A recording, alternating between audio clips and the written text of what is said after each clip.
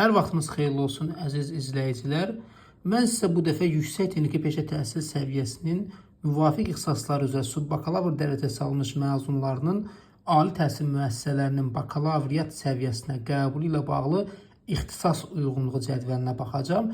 Yəni sizin bildiyiniz yüksək texniki peşə ixtisaslarıdır. Nəzərinizə çatdırım ki, peşə təhsil müəssisələrində 3 əsas istiqamətdə ixtisaslar olur.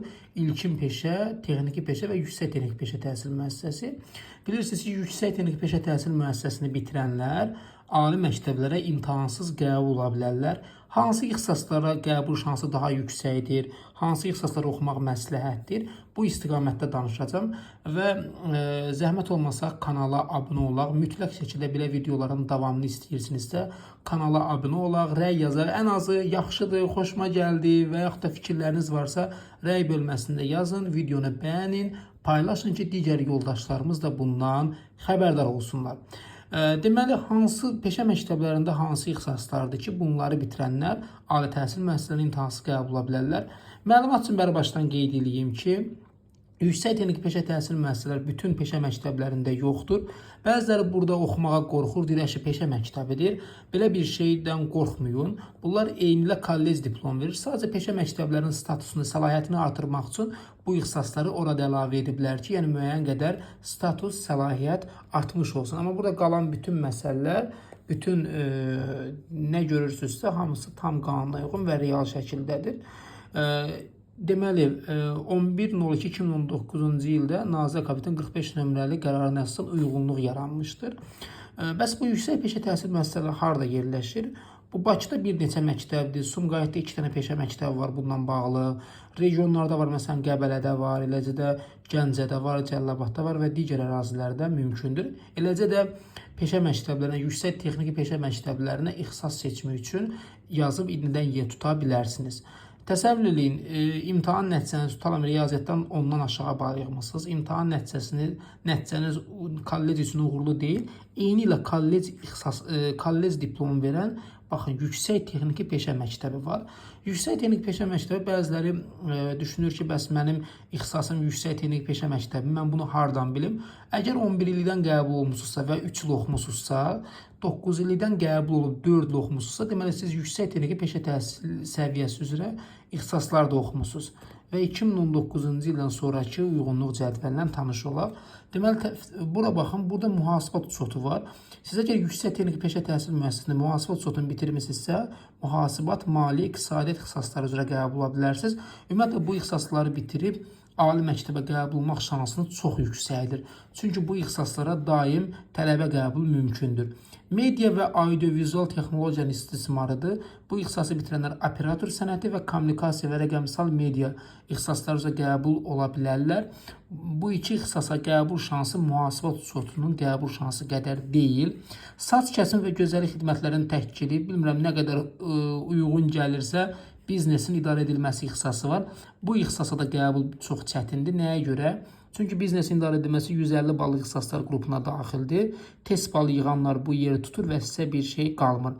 Avtomatika sistemlərinin istismarıdır ki, burada proseslərin avtomatlaşdırılması mühəndisliyi, eləcə də mexatronika və robotexnika ixtisaslarına, robotexnika mühəndisliyi ixtisaslarına qəbul ola bilərsiniz.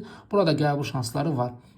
Web dizayn proqram təminatıdır ki, kompüter mühəndisliyi, informasiya texnologiya ixtisaslarına qəbul ola bilər. Kiber təhlükəsizlik çox əla ixtisasdır. Bunu bitirənlər informasiya təhlükəsizliyi, informasiya texnologiyaları, kompüter mühəndisliyi ixtisasına qəbul ola bilər. Deyərdim ki, bu ixtisaslar sırasında ən möhtəşəmi, ən yaxşısı budur. Sadəcə bu ixtisası yaxşı mənimsəyib öyrənən üçün. Kompüter sistemlərinin proqramlaşdırılması var. Bu ixtisası bitirənlər kompüter mühəndisliyi, informasiya texnologiyalarına qəbul ola bilərlər. Eləcə də kompüter şəbəkə və şəbəkə inzibatçılığı var ki, kompüter mühəndisliyi, informasiya təhlükəsizliyi və informasiya texnologiyalarına qəbul ola bilər. Həmçinin mehmanxana və restoran işinin təşkili və idarə edilməsidir. Burada turizm işi, biznesin idarə edilməsi ixtisasına qəbul ola bilər, amma bunların qəbul şansı çox azdır. Burada ümumiyyətlə kompüterlə bağlı ixtisaslar görürsünüzsə, buradan ta ki, bura qədər. Bura qəbul şansları var.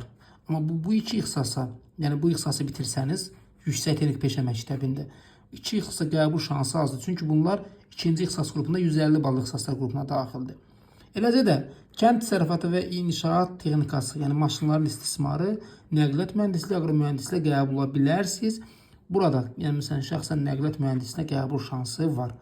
Eləcə də baytarlıq və heyvandarlıq işi var ki, burada baytarlıq təbabətli, bir də zoom mühəndisliyə qəbul ola bilərsiniz. Həmçinin sənaye və mülki binalarda elektrik avadanlıqlarının quraşdırılması və istismarı yüksək texniki peşə təhsil alan şəxs elektrik və elektronika mühəndisliyi, eləcə də energetika mühəndisinə qəbul ola bilər ki, burada şansınız yüksəkdir. Həmçinin elektronika və kommunikasiya sistemlərinin istismarı ixtisasını bitirənlər elektrik və elektronika mühəndisliyi, eləcə də kommunikasiya sistemləri mühəndisinə qəbul ola bilər və bunun da subbakalavr qəbul şansı yüksəkdir. Deməli, belə nəticəyə gəlir ki, bu səhifədən, bax, belə deyək, bu mehmanxana ilə bağlı olan ixtisasdır. Eləcə də saç kəsimlə bağlı bir ixtisas vardı. Bunların qəbul şansı həddindən artıq azdır. Amma qalan ixtisaslar, məsələn, mühasibat çoxu, kompüterlə bağlı olan ixtisaslardır ki, baxın, bunların qəbul şansı daha yüksəkdir. Məsələn, durun, mən saç kəsimini seçim, ali məktəbə qəbul şansım çox azdır. Həmçinin mehmanxananı seçsəm, yenə də ali məktəbə qəbul şansım çox azdır. Bu nüanslara fikir vermək lazımdır. Bəs sual verirlər ki, burada qızlar hansını oxuya bilər? Məsələn, burada əgər qızın operator sənətinə marağı varsa, media və audiovizual texnologiyalar oxuya bilər. Mühasibat hər zaman qız üçün aktual ixtisasdır. Eləcə də web dizayn, proqram təminatı, kiber təhlükəsizlik, kompüter sistemlərində proqramlaşdırma, eləcə də digər ixtisaslar var ki, baxın, burada tutalım, məsələn, sənaye bu oğlanlara aid olan ixtisasdır. Elektronikanı bunu oğlanlar oxusa daha yaxşı olar. Yəni, qızların oxuması olan ixtisaslar kompüterlə bağlı, bir də həmçinin mühasibat çoxu ilə bağlı ixtisasdır ki, qızların oxuması daha uyğundur. Həmçinin səhifənin digər tərəfinə çevirəndə burada da ixtisaslar qalıb, yəni hələ bitməyib.